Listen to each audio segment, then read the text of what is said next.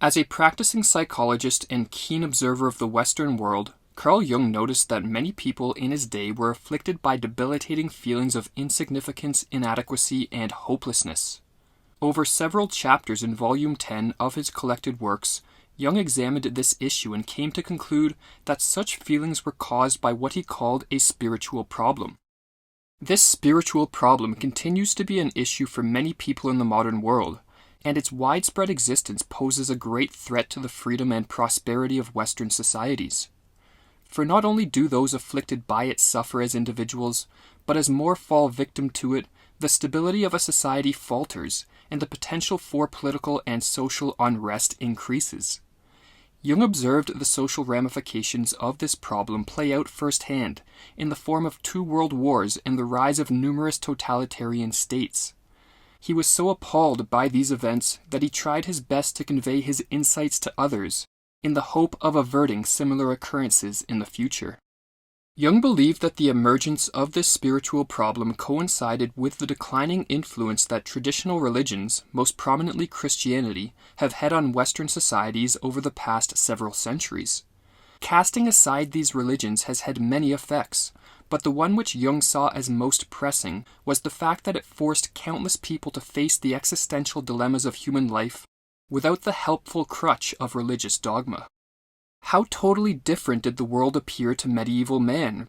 For him the earth was eternally fixed and at rest in the center of the universe. Men were all children of God under the loving care of the Most High, who prepared them for eternal blessedness, and all knew exactly what they should do and how they should conduct themselves in order to rise from a corruptible world to an incorruptible and joyous existence. Such a life no longer seems real to us, even in our dreams. In addition to the rise of secularism, Jung suggested that the development of modern mass society also played a significant role in the emergence of the spiritual problem. Modern society came into existence during the Industrial Revolution, when large portions of the population were driven from small towns into big cities in search of work and opportunity, instigating the birth of a mass society. While the development of a mass society generated benefits through the intensification of the division of labor, it also brought perilous problems. This new form of existence, Jung wrote, produced an individual who was unstable, insecure, and suggestible. The insecurity of the individual in a mass society is partly a function of the sheer quantity of people which surround him. The bigger the crowd, the more nullified the individual feels. But this insecurity was also instigated, according to Jung, by the rise of a rational and scientific mindset which accompanied the Industrial Revolution and, over time, saturated more and more corners of society. In the 19th, and even more so in the 20th century, social planners, politicians, and leaders of various industries, mesmerized by the fruits which scientific inquiry was producing in the fields of industry and medicine, came to believe that the methods of science could be used to remodel society. The result of this movement was a massification of society, that is, an increase in uniformity and a drastic decrease in the importance of the individual. For in order to model and subsequently remake society based on scientific and rational principles, the uniqueness of the individual must be negated in favor of statistical averages, and the redesign of society enacted by a group of elites, or technocrats, who view humans as nothing but abstractions, homogeneous social units to be managed and manipulated. The perilous effects of this attempt to use science to remodel the individual and society, effects still in play today, were described by Jung. Under the influence of scientific assumptions, not only the psyche, but the individual man and, indeed, all individual events whatsoever, suffer a leveling down and a process of blurring that distorts the picture of reality into a conceptual average. We ought not to underestimate the psychological effect of the statistical world picture. It thrusts aside the individual in favor of anonymous units that pile up into mass formations. As a social unit, he has lost his individuality and become a mere abstract number in the Bureau of Statistics. He can only play the role of an interchangeable unit of infinitesimal importance. The existential uncertainty brought by the decline of religions and the diminished importance of the individual in mass society have combined to create a situation where the vast majority of people view themselves as insignificant and impotent beings. This mindset can be very detrimental, for as Jung discovered, when the conscious attitude of the individual is deficient in a manner which is detrimental to psychological health, the self-regulating mechanism of the psyche will produce an unconscious compensation in the attempt to correct the faulty conscious attitude and bring the psyche back into relative balance. Those suffering from a spiritual problem, due to their feelings of insignificance, lack the proper levels of self-efficacy required for psychological health. Jung proposed that to compensate for this deficiency, the unconscious produces a compensation in the form of a strong hunger for power.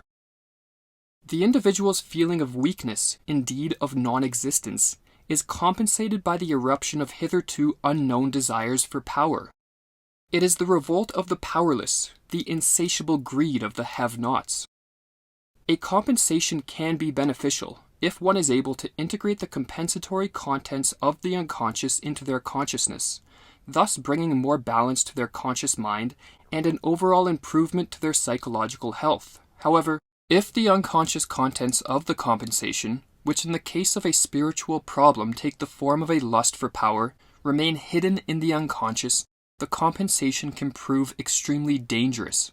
If such a compensatory move of the unconscious is not integrated into consciousness in an individual, Jung wrote, it leads to a neurosis or even to a psychosis. If a compensatory desire for power is not integrated into consciousness, Jung warned that one will become possessed by unconscious impulses for power, and thus seek it at any cost. Failing to find it in their personal life due to profound feelings of impotence, such people are very likely to gravitate toward collective ideologies, mass movements, and institutions which they view as having the power they as individuals lack. If the individual, overwhelmed by the sense of his own puniness and impotence, should feel that his life has lost its meaning, then he is already on the road to state slavery and, without knowing or wanting it, has become its proselyte. When this psychological process occurs on a mass scale, a society becomes highly vulnerable to the rise of state tyranny.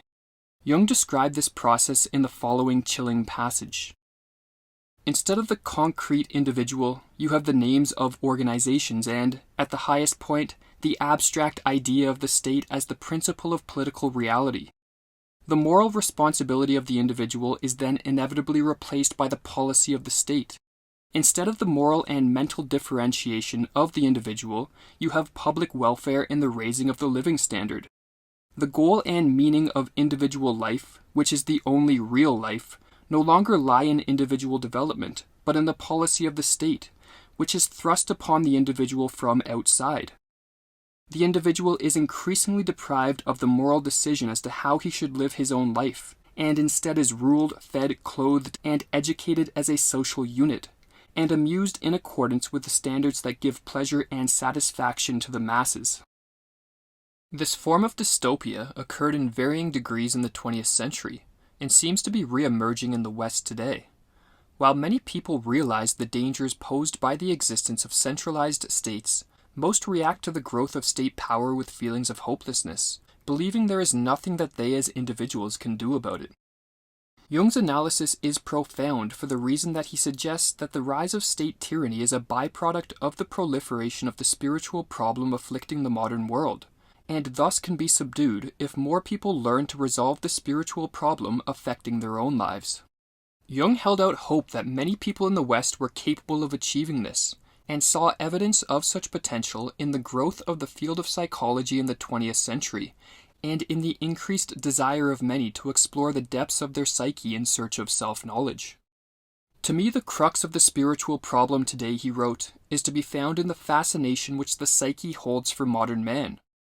If we are optimistically inclined, we shall see in it the promise of a far-reaching spiritual change in the Western world.